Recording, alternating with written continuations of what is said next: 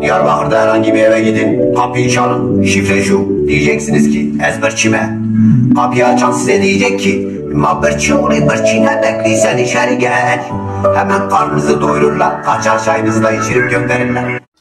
Diyarbakır'da herhangi bir eve gidin, kapıyı çalın, şifre şu. Diyeceksiniz ki ezberçime. Kapıyı açan size diyecek ki mabırçı oğlu bırçine bekliysen içeri gel. Hemen karnınızı doyururlar, kaçar çayınızı da içirip gönderirler.